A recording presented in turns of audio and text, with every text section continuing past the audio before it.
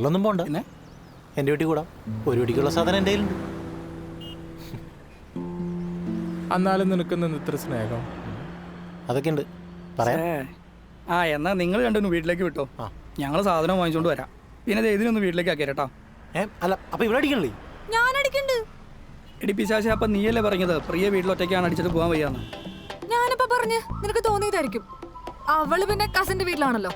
എന്നാ ഇതിനെ കുട്ടിക്ക് പോകുമ്പോ ആ ശരി ശരി ശരി പോവാം.